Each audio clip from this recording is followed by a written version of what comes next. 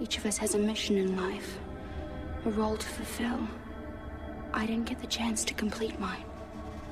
And you can't cross over until you do.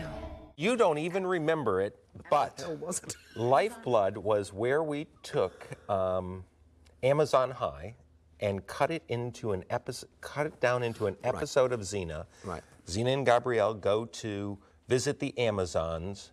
They're going to bestow upon Xena's daughter Gabrielle's rite of caste to become an Amazon. So it's basically non-stop dancing of Amazons, and intercut with Amazon High. Yes, intercut with Amazon High. And violence. Right. Okay. So I didn't really have any part of that, except that I directed the Amazon High stuff. So you didn't direct the Lifeblood. No. But you had to get credit because it was 1 minute more. Oh yeah, there's a whole DGA. There's a whole ball of wax there. So I think officially, even though you got credit for it, I know that you got credit for it. But I didn't really. You didn't.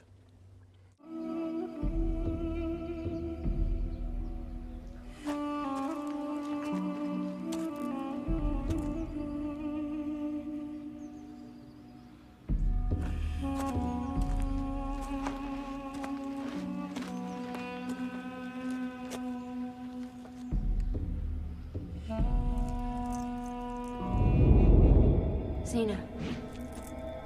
In fact, I couldn't tell you what the story is or anything. In fact, I'm hard put to know how the hell you got that into it. It was. You kind of had you kind of had her in it. The hero. Yeah. Oh, she was. Yeah.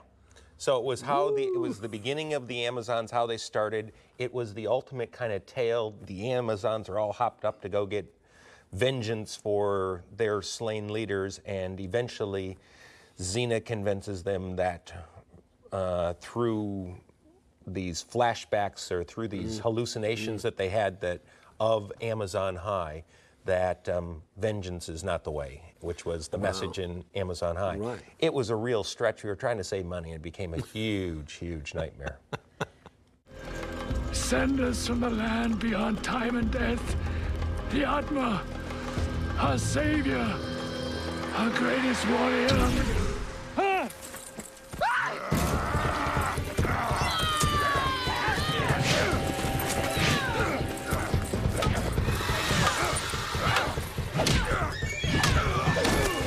I am dreaming.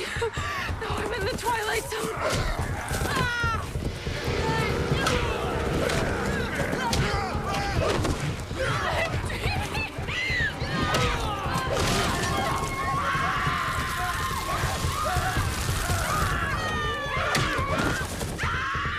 Amazon High. Well, that was a, what would you call it? Well, it was a Stone Age. Stone Age? Story. Basically, 20th century teenage girl gets catapulted back to the Stone Age, where she meets a bunch of Amazons who eat horses because they don't know what else to do with them. That's how I explain it. And she teaches them that you can ride them, and in being able to ride the horses, they are able to defeat the bad cannibal men who were stomping around being bad cannibals. Wait, if you guys don't ride the swift ones when you catch them, what do you do with them? We prepare them for the ceremonial dinner. You eat horses? You're not supposed to eat horses. Horses aren't food. I can't believe this. And they have this huge battle, which was amazing to shoot. I'd never forget shooting that was great, because that was literally, you know, with something like 60 people on horseback and 80 guys on the ground, and, you know, a crane and a camera on a track and another camera, and we did 3 days of shooting. There was something like 480 slates in the battle sequence. It was very, very complicated. I'm forever running into guys on rivers fishing down in New Zealand. Go, hey, I was in the rode one of those horses. And it was, yeah, the end was, the ending of that is about, yeah, revenge is not. It's not the way. Samsara is going to ride off and get her vengeance. Daniel Cormack and that's right. Claudia Black. Rains are back in. That's right. And we had Selma Blair played the lead, and Carl Urban, who's in The Lord of the Rings. He played one of the young cannibals. Did it quite well, actually. Very funny. He has this amazing fight with Danielle. Danielle really in a cave. Good fight. It's actually in Lifeblood. We took all the best pieces. We took the giant battle at the end. Oh yeah, yeah. And that battle was some piece of work, man. That was I had the strategy to shoot it, was because everybody. Not only was it a big battle, it actually had everybody had a payoff.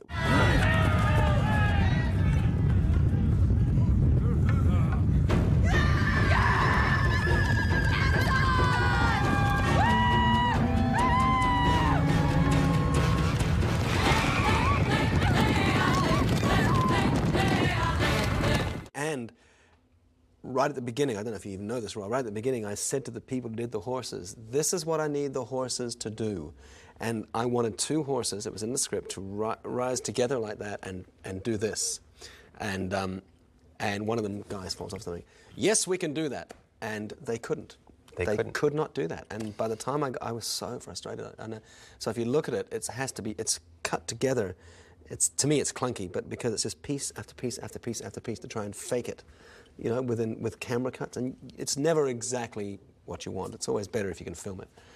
So, but yeah, it was a great thing to work on. It was a lot of fun. That problem with horses and stunties and riders and where that division fell haunted me to this movie we just shot down there. So, really, where somebody shows up and they're to fall off the horse, but they don't know how to ride a horse. You go, well, it needs to ride into frame for you to be thrown off. Well, you go, well, I don't ride horses, but I know how to take a fall.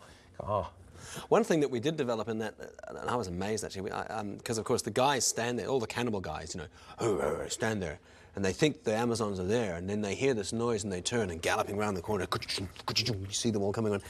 And we wanted the impact point, and these guys were great. The horses, they would gallop up, and they just miss the stunty who had a hand that would hit the horse's, what do you call that piece of the horse? The front, the breast, but yeah.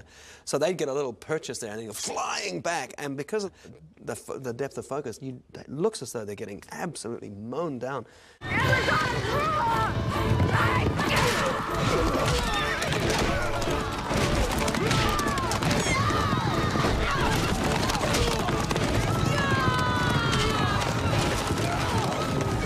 But to get the horses to actually not waver was tricky. You know, and in that film, the professional horse wranglers were like, oh, no, you'll never do that, mate. No, whatever. But some of the local guys, oh, no, I can make a horse do that. And so we got these local guys, and that's why you've got those guys. Right. Because they, we'll make the horse do that. Just bloody give it a hiding or something, and the horse does it, you know. And, you know, there was a little bit of a, because the wranglers were like, you know, really, yeah.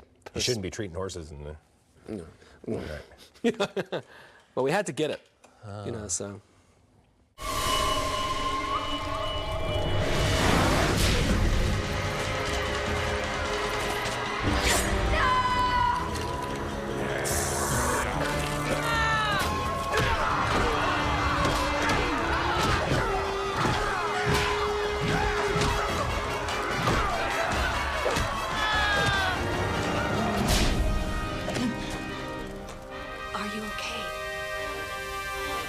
Amazon High, we actually sold then to make into a series. And I was at the syndicated TV convention, NAPTI, and I saw Lost World and Beastmaster and all these other shows set in that time coming. And suddenly I went all weak in the knees and went, oh my God, I'll just be lost in that clutter. And the people at that time at Universal had been interested in trying to find a way to crack syndicating out in the afternoons. And they kept saying half hours are the only thing that syndicate out between like 5 and 8 o'clock at night at those prime times. So we all kind of hatched this plan of doing 2 half hours. And Amazon High then got turned into Cleopatra 2525 and Jack as a companion piece. Well, the 2 of them were not companion pieces, unfortunately, and but so be it. But that's what happened to Amazon High, is I got cold feet that it wasn't covering new enough ground. Makes sense, I guess. I often wonder, hey, if we had just gone and done Amazon High, which would have been our version of CSI New York or something, would it have lived on, you know? And you just never know. You never know. You never know. Yeah.